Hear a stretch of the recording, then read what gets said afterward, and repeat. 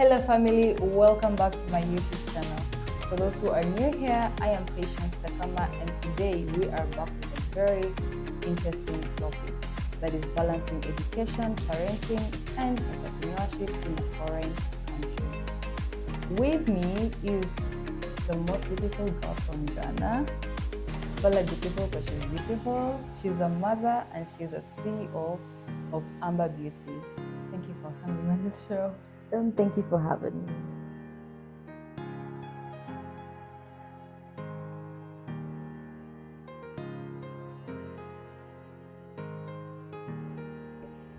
Michelle, thank you so much for coming on this show. I really appreciate your presence. I'm honored, to be frank. I'm very honored to be here with you. Really? Yes. Thank you. And I remember the time when we were talking and you told me I was admiring the way you handle being a parent and entrepreneurship, and you're like booming everywhere and you're raising your kid very well, and at the same time you're also booming here.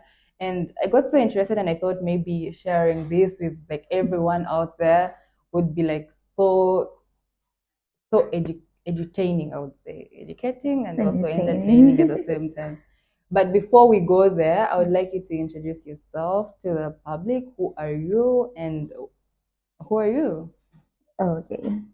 Well, my name is Michelle. Like you know, I am a Michelle. I'm 26 years old. I'm from Ghana. I originally came here in 2019. Yeah, 2019 to study, and I mean things happen. Life happened. Now I have a kid, 4 years, and a business that I'm starting. I'm not starting, but it's coming up. It's actually a big business. I don't think you're starting it. But you said you came in 2019. Yes. And you were It's been 6 under years. the scholarship, right? Yes. And what were you studying by then? I'm studying medicine. Medicine. Yes. Medicine. 2019 to 2025, that is like, I would say 6 years. Mm-hmm. How is your Serbian right now? My Serbian is okay. I can get around. Ah. Yes. I understand more than I speak because for a while I wasn't practicing, and with Serbian language you have to practice before you for you to be able to speak. So how were you dealing with you came to do medicine? How was your journey with education? I mean, I think the laughter says it all. Yeah. It wasn't initially. It was good. I'm not gonna lie. Like it was stressful because of the language. Because why would I come to a foreign country and get here and they tell me I'm speaking and I'm supposed to study in Serbian? Mm-hmm. When we were coming, they told us it was going to be in English. Yeah. But for some reason, when we got here, they were like, "No, it's in Serbian." And I think most of us wanted to go back, but then for some reason, medicine is like hard. Yes. And now when you put it in a different language, it's like it's like times hard, two. You have to translate the book. Basically, you use the phones to study. You take a picture, translate, and then learn it in English. And then when you get to the professor, you have to know it in Serbian to be able. So it's kind of a lot. And the system here is quite different from ours. We have oral exams, not just practical and written. We have oral exams where you have to defend yourself to the professor. Why they ask you questions, you have to respond, and it was a lot. It was a lot. Initially, it was going well, but after the corona, I think I got pregnant during the corona. I mean, we're inside and stuff. So afterwards, I deferred my course to give birth, and I went back after I gave birth. But then struggling with postpartum depression, and also struggling with me myself and having a kid. It was a lot to handle. So I think I was in the second year. I tried at first and I just stopped. It was difficult, so I was like, okay, let me take a break. And I took a break. I took for a long break. So how did you deal with it, with having the pregnancy and it's COVID? You know, there's that depression that came with COVID, and now for you had like something else. So how did you like And you're in a foreign country. Yes. So how did you like handle all that, not having like family around, and did you have like people by your side or? Well, initially it was just me and my baby's father, but then as time went on, I mean, my friends got to know and they came over. Like they were a huge help. I'm not gonna lie, they helped a lot, and by God's grace, I don't know. I don't know how. I know for me, I know I was depressed. I knew I zoned out completely because, like, I had a plan. Like, this wasn't my plan, but then, God had other plans for you. right? And I didn't want to support God. Like, I'm in a foreign country. What if I go and have an abortion? What if I die? What happens to my parents? Like, there were lots of things going on in my head, and the thoughts of disappointing my parents back home. Like, it was a lot. So that alone made me depressed. And my friends helped a lot. My baby's father helped a lot. And yeah, it was a time. So did you still maintain the scholarship or you just? Oh, I did maintain the scholarship because I had my points before I got pregnant. Oh. I didn't lose the scholarship. So you were a bright student. You had your point. Yes, yes. I had my points, so I didn't lose the scholarship. I lost the scholarship, I think, 2 years ago. That's So did you tell your parents about the whole situation about all this? initially no, because I didn't want to believe in myself because it was like a dream. I was like, somebody should pinch me. And when I think I told my mom around 36 weeks, which was already past. And it was so like late. it was so late. It wasn't easy, but as time went on, we were able to patch things. We are okay. I think even after a week, I mean, she's a mother. After a week, she was fine. She was like, "That's happened. What can we do?" The good thing with mothers is that one moment they are like on your case, and the next moment they're like, I mean, I'm also a mother, so I need to like check her in, and that's the good thing about mothers. Mhm. And how did your dad take it? Oh, well, my dad is late, so Oh, sorry. yeah, just my mom. So do you have siblings back home? I do. I do. I have an elder brother and an elder sister. I'm the last. So in that period, had you started your brand or you hadn't even thought about even having a business? No. I mean, I did think about having a business, but then not this. This is actually, I think, my third business. Really? Which was the first business? It was selling fabrics and woven stuff. I think I started this with my now ex, my baby's father. We started small, and Where are you yeah, doing it now? that's a story for another day.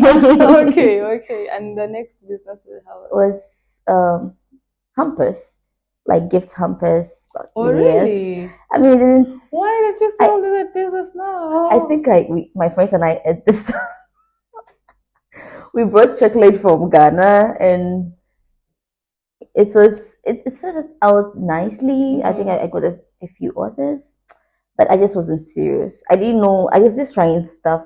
I wasn't really. Maybe in the future it will come back. I don't know. I still think about it sometimes. But right now, back then I didn't have a plan. I was just doing things. It's like I felt I needed to prove something. So I was just trying my stuff on things, and yeah. Coming back to your business, initially it was like Michi. Okay, it had other names, but then how I got to know it was from Michi's Hub. Yes. And now you changed it to Amber. Yes. Why did you change it to Amber? Well, Michi's Hub was general, like a hub. I had a lot of things. At the point I was selling necklaces, earrings, and other stuff. So I wanted a collective name that had everything. Yeah. But now, because I'm focusing on the lip care more, that's why I changed it to a brand. It's like more like a brand name, basically. So now this brand name after changing it and focusing on the lip care, do you Did you come with some samples for the lip I care? did actually. Oh, I did. can we have them? I did. So So there you this go. is Amber beauty. does it change color or? Yes, it's a bit pigmented. Mhm. So you want to try it? You can try it. Yeah, maybe you have lipstick. Maybe I can try it on my Yes, skin. it's pigmented, a bit pigmented. It's not clear. So Mhm. yes, So it gives the red. yes, the red color. So there is that means if I put it on my lips, it has to show the red. Yes, it Okay. shows either red or pink depending on the color of your lips. So Okay. I think I have something like this. I got something like this from you. mhm. And then you have a colorless one. Yes, I have. This is actually colorless. I came up with this the newest collection I made Mm-hmm. where I had a bunch of colorless glosses, and then I had I made the brown Yeah, this is and the colorless. nude also. I Mm. have a pink one. Okay, yeah, this one. I have this one also. So So yeah, this one changes color. also changes. It gives you this nudish pink, baby pinkish vibe. Mm-hmm. So the more you apply, the more pink it becomes, basically. So, Uh-huh. so if you don't Oh want yeah, the more I apply, the more. the visible the Okay, color I is, can see the so you differences. yeah you Yeah. can control the how you want it to appear on your lips. So how did you learn to make all this? This is amazing. How did you like learn to say, okay, I'm going to do this, and how did you know it's not going to be like irritating on someone's skin or? Well, basically, like I said, I learned from my cousin back home. She makes lip glosses and sells Mhm. beauty. Lily Beauty, that's the name of a brand back in Ghana, Mhm. and she taught me how to make it. And these, the main reason why I was kind of inclined into making this was because of the main product, which is shea butter. I come from, I think most people from West Africa know what shea butter is, and I think now it's even spreading. Yeah. It's kind of most, it's kind of like a cream, a butter that we use for everything, basically for food, for skin, for hair back home, and it's very good. And I think right now a lot of cosmetic companies are using it in their products now. Now you see, go to the shops and you see shea butter infused, whatever, whatever, and it's very good. I'm not gonna lie, it's very good for the skin is healthy. So I was like, she's using it. The shea butter, I know what shea butter is. I grew up with shea butter. I know how good it is. So it definitely it is good for eating, for hair and everything. That's a good idea that she's using for lip gloss. So how did you, now that you have like a child right now and you have a baby, and now how did you manage like taking care of the baby, the expenses, and is it buying pampers, going for checkups, immunization? How did you do that? And most especially in a foreign country where they speak a different language. Did you face any challenges on that? Surprisingly, okay.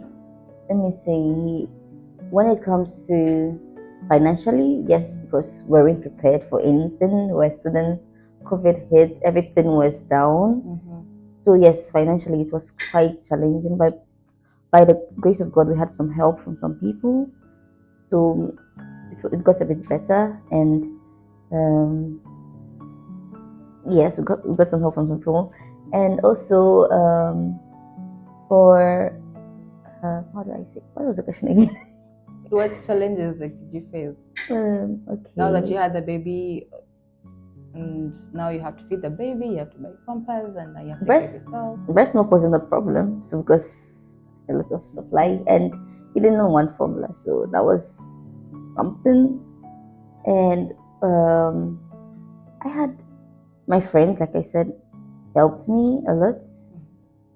And then you really have good friends. Yes, they did. They came true for me even in times when I'm like, what's going? Do you ever be there and you just feel like these friends are like God sent, like maybe God was like Oh yes. opening a window because there's a door that was closed and God Yes, just opened the yes. window for you. Yes, because sometimes, I mean, and my baby's father too, like, it's like if, I don't know, I don't know what would have happened if God didn't put some of these people in my life, because the way they came through for me, and even now, like, even now, I don't know how to explain, like, I'm surrounded by people that immediately I call, like, they can leave whatever they are doing by God's grace.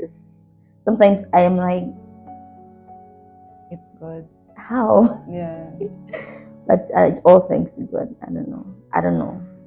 Because it's very hard to find such friends. You know, having friends who will just like come to your rescue whenever you need them. And most especially in the trying times in a foreign country. In a foreign country. It's crazy. Yes. And I think with a foreign language, my baby's father, he spoke more Serbian than I did. Yeah. So he handled that part. How long was he here? Same as me, but he practiced more than I did now. Oh, so he did more of the talking. And you think that, back home when you are like, you get pregnant and out of wedlock, like you say, married and you get pregnant, you think that people like see you and they start this place was quite opposite. It was, I don't know how to explain it. You go out and you're like, yo, go see Slatka. I mean, like, oh, how cute. And I was black, and most of them haven't seen a black person pregnant before. Mm-hmm. They're like, it's like not seeing a pregnant Chinese yes, lady. And it's crazy, and the privileges we get here as being pregnant or having a kid. Mm-hmm.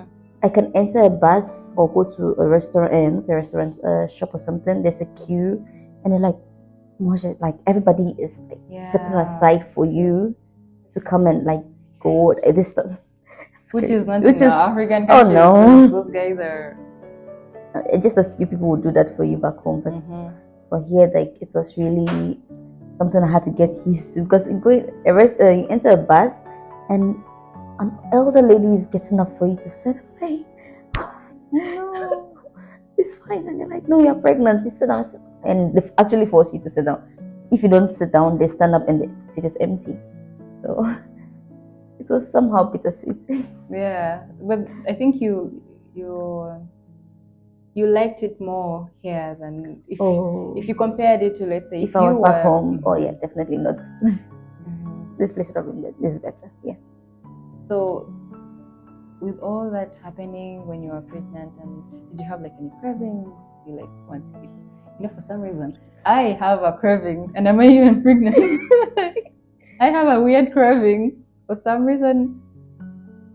I will not say it on the camera because someone will judge me, but there are some cravings that pregnant women get. Did you have like any cravings when you were pregnant? Or? I think I know for certain there are two things I craved for. That was like, I needed ice. Definitely ice. No matter it was winter, I don't care whether it's cold. I needed my ice. And the other thing I needed was, I had a specific rice, basmati rice, not any other basmati rice, but the basmati rice from Aman. The specific place. That specific basmati rice, I heat some water, like I don't let it boil, just warm water, soak the rice in it, let it soak a little bit, and I chew it. Really? Yeah. Okay, that's a craving. That's a new craving. I didn't know about it. It was, I don't know, there's something about it was so nice. I just soak it with the hot water, add a little salt to it, and then I chew it. It was so good, and my eyes. No spices, no nothing. Just it's like you're cooking noodles or something. Soaked rice. It's not even cooked. It's not cooked. It's not, the rice is not cooked. Don't get me wrong. You leave the water inside. Yes. Oh my. And it doesn't have to be too soaked. Like, it's supposed to be in a particular. And how was the baby daddy handling all this? Oh, he was just chilling. Really? And he gets me what I want. Oh my God. I mean, it was weird for him, but I mean, that's what I want. That's nice. So, you having all those cravings and whatever that was going on when you were pregnant, did you have any issues at the hospital, like when you're going for your antenatal checkup, because it was COVID, like you said? So did you have like any issues like with the transportation and COVID period there is always a lockdown, and so did you have like any issues with the transportation, the antenatal checkups, and or everything was like Everything, but for some reason, like I said, it's by God's grace. Everything was good. Everything was smooth. It was towards the end of COVID, I think, if I'm not mistaken, because I didn't start antenatal very. That was almost towards the end, and well, not towards the end though. But then it was cool. It was good. The mask and everything. I didn't have any complications by God's grace. I think the only thing I had was the iron deficiency. Yeah, I had like my iron was low, which is something that's very normal for me. So I mean now I can't. It's not normal, but then it was normal because I had anemia. So you have a roommate in dorm. I did. So how was she handling She your? didn't know. She did not know. How was that possible? You know the dorm rooms how they be. I was okay. I was almost always with my boyfriend back then in his room. His roommates knew, so I was almost always there. Yeah, I may just come home. I come back into the room to change or something, but I was almost always there. So let's talk about, let's say you've given birth and now you have support from your friends. Let's talk about the body changes. When you're pregnant, you eat a lot of food and your body gains weight. And now you've given birth. Like, how did you get back to your normal petite body? Actually, um, I didn't gain that much weight when I was pregnant. I actually gained the weight after I gave birth. And how is that possible? Because I had to eat. I was depressed. When I feel down, I eat. That's my way of processing. I just eat. So I ate. I didn't get. I wasn't fat when I was pregnant. I was okay, maybe a little bit, but not. So my breast got bigger because of the milk and everything. But aside that, I think I wasn't. Because after I gave birth, then like I was staying home. I was just eating, breastfeeding. I think breastfeeding actually also makes you gain weight because you have to eat for the baby. At this point, you're not even eating for yourself. You have to eat and eat and eat because if you don't eat, the baby will never be full. So if you're not satisfied and you breastfeed the baby, he won't. Because So yeah, earlier on you told me he didn't like the formula. so So you breast. yeah. That is why he's a smart boy. So now this you talked about the postmaternal depression. What was causing the depression? Was it like the environment, or was it like natural, or was it like the stress of the baby crying when you're sleeping, you don't have time for yourself, and da da da. I think post what's it called The again? postmaternal depression. Postpartum depression. Yeah, I think postpartum depression doesn't necessarily. There's no specific reason for it. It's just It just happened. it just because there were times I didn't know why I was feeling the way I was. Like I was just no, just there, like just existing. Did your parents know that you had given birth? Yes, they Were did. they happy? Yes, Ah. yes. So the depression, did you like go to the hospital to was did you also have I like a support system I like did have a support system, but I'm not sure if they knew I was depressed because whenever they're around, I'm just like it's like that's comfort helped a bit. But when they're not around, then I go back to my normal? yeah, and I prayed my way through it because Yeah, I got to a point I realized that I needed to get my right together, back. Yeah. and I prayed my way through it because I knew I couldn't do it by myself. I just So needed. when did you start like working? Like at what stage did you feel like, okay, now I'm done giving birth. I maybe have gone to the gym to make my body and da da da. At what point did you feel like now I need to go out and work? I need to like make money for this baby. I didn't go to the gym until I think last year. I started gym last year Really? actually. Yes. Um, when when my baby's father and I broke up. That was when I was like, okay, I needed to do stuff for myself. Even before, I knew I needed to get my life together. I needed to do stuff. But then when we're still staying together, still doing stuff together. But when we broke up, and I knew that because I was staying by myself with the baby and everything, and like lots of things needed to change. I needed to not do stuff for me, but for him, because of him. That it left to me alone, I would just rot in bed. But I knew I needed to get up and work because of him. I knew I needed to get my life together because of him. Because I don't want him to grow up and know me to be a particular way. I want him to think the best of me and see the best of me. And yeah, that was when I started working. So when you started working, that means you were paying for your kids, whatever your apartment, and buying for yourself clothes, your kids' clothes, and the food. And do you think it was too much for you? It was. Did you have to take extra shifts for that? I couldn't take extra shifts because then I didn't have anywhere to live. So when you were at work, who was taking care of him? So because I knew I had to work, I started work. I put him in school. I think I don't remember which age. I think almost 2 years. So he went to British. We call it. I think it's basically daycare. Daycare, yeah.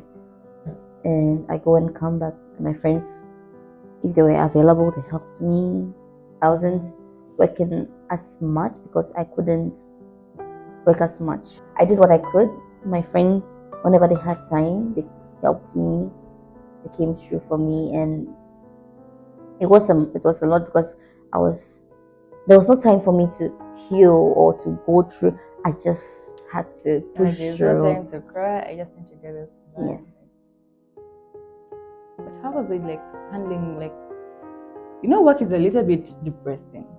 And you go to work and people are like very annoying. You go to work and you're like, why am I even here? Like, it's not about the money, or It's about the money, actually. It's about sometimes it's not about the money. Sometimes it's the mental health. Sometimes I was working. See, when you say it's not about the money, that's when you find. I mean, initially, I used to go back and forth with my. I was working at KFC.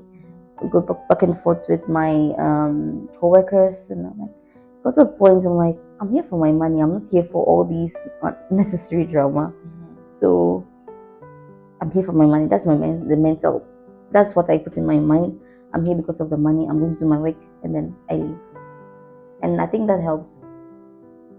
But it took a while for me to get to that point. But then that sometimes work can be a bit exhausting. You come home and then maybe your child is also like doing something else, and you're like having a mental breakdown. Did you ever have that moment in your life? Well, did you ever feel like you just want to scream? Like, oh yes. That's like, but then I don't know how to explain it. See, my life, I always is by God's grace, because sometimes when I want to explain, I don't know what to say. I don't know how to explain things, because I close from work, I have to go for him from school, and then we go home, or I don't know. And also, there were times maybe my friends would help me take him from school, or maybe when his father is available, he takes him from school or something. But I don't know. I really don't know how to explain. I'm also trying to understand, because I want to know like how you handled all that. But anyway, so when you did those businesses, and let's say you say you're not working, you set up with Mitch's Hub. It was Miserable. Yes? Miserable. But why did you call it that? Me for Michelle, C for my X, and then Rail for Arrow. Oh, Miserable. Yes. Miserable. So when you change, it was still the lip. No, that was for the first two businesses. Yes. So now we're talking about this current business that you're having. Yes. Because now, according to the way you're really progressing with it. And at first you were a bit on and off with it, but now it's like booming. It's like I don't know if it's, I don't know, but I'm really seeing like you have like a lot of customers and it's like it has a high growth right now. So what made you like say this is the thing, and how did you even learn how to make the gloves? How did you teach yourself all that? And you're also dealing with working and then nursing a child and So for the business, like you said, it was on and off initially because I don't know, there were lots of things that factors that made me like to start and stop because I used to bring the stuff from Ghana, the glosses. My cousin makes them. I learned it from her. So she was making I'll buy it from her and then bring it here. And it was expensive. DHL, like there were times I messed with my products and it was a lot. So it kind of felt like there's no need for me to spend this much money on it, and then DHL will end up messing with my stuff, or I have to pay much more money to get them from them because of whatever reason. So I stopped because I actually wanted to stop because I wanted to finish what I had in stock and then that will be it. But then I think I spoke to a few people and they were like, why don't I start doing it by myself? So that was when I started doing it by myself. I mean, I learned from her, and yeah, now I'm trying. I'm not even doing as much as like I want to do when it comes to the business. I haven't started yet, like because you have big dreams for it. Yeah, I want the consistency, the products. I want to diversify it. Like I wanted to have things I want to do. It just right now I'm still trying to figure out how. Okay, some of them I already know how. Is at the time I need a time. That time is one of the biggest factor for me. Because sometimes even when I have the time, I just want to sleep. I just want to rest because I'm tired and I'm already preparing for the next week because I work Monday through Friday and weekends I have church, I have this, I have that. That's the only 2 days I have, and I have a lot of things to do. You actually have, let's say, Saturday or Sunday, you have church. Let's say most and I have rehearsal on Saturday also, so I just basically have. Okay, that's crazy. Yeah, but it's so far so good. I'm not complaining. God has been good. He is helping me. Even it's just by God's grace. Because sometimes I look at everything and people come to ask me, how do you do this? I'm like, I don't know. I don't know. God is just the one carrying us through. You know, I hear stories of people when they're like talking about their pregnancy journeys and everything, and they be talking about how much they've like what they've gone through and how much they've suffered and da da da da. But hearing you say it's been like God's grace and everything is like perfect. Okay, it wasn't really perfect for you, but you really see that.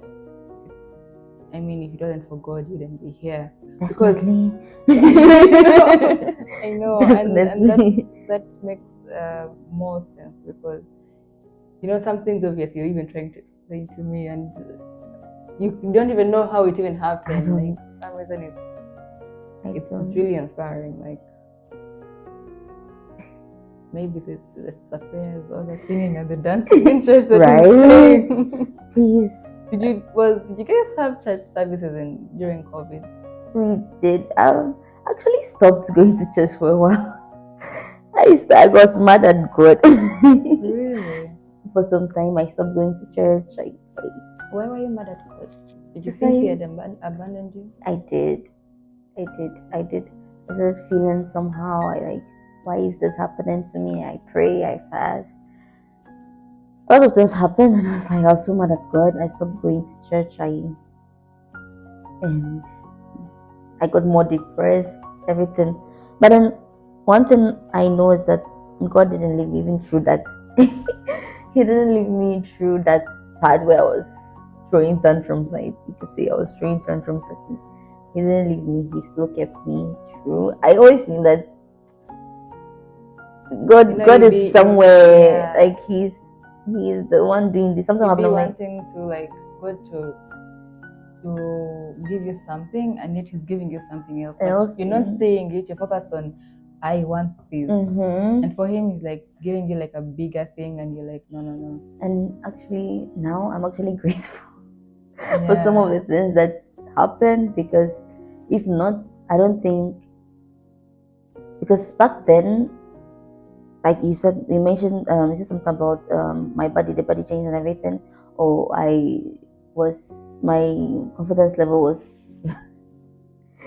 all the way down here. It was bad. I think most people don't know. They wouldn't notice, but it was so. To me, I knew it was so bad.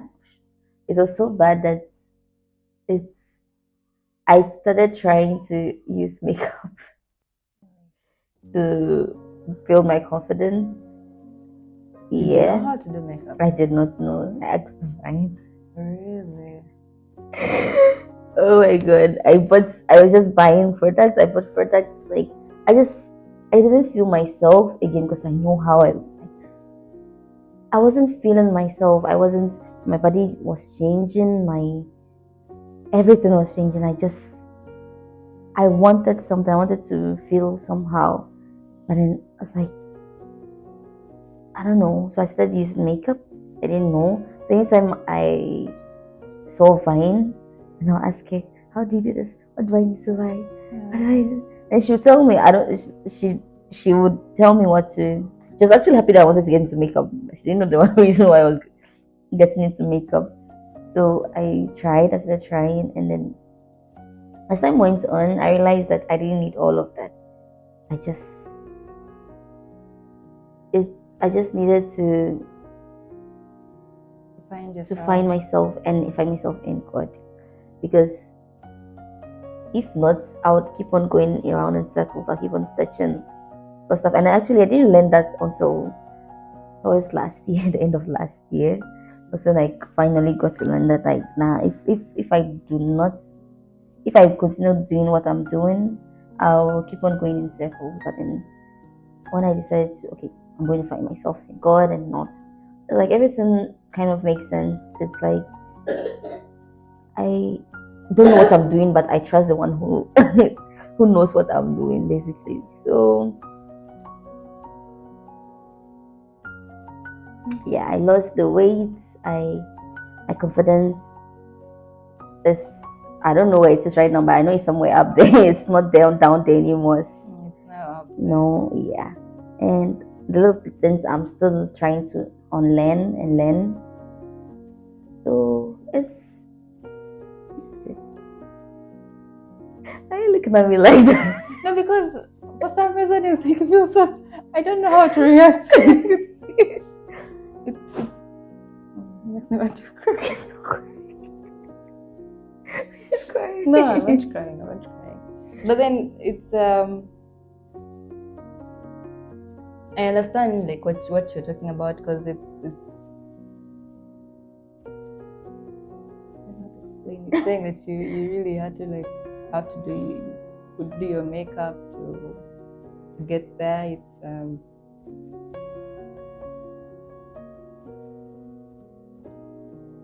See, when they say fake it till you make it, that was my motto back then. You fake it till you make it, and it worked. But then I get back home, and then it's like, I know what I'm going through. Nobody else knows what I'm going through. Nobody. But you're really good at hiding it, because the first time I met you, I didn't even know that you had a kid.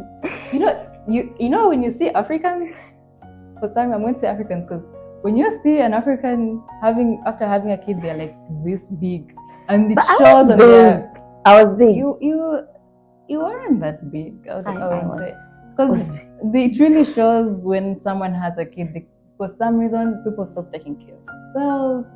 They put all the love on their kids and they forget themselves. Which I mean, it's okay to love your kid, but also give yourself some love also.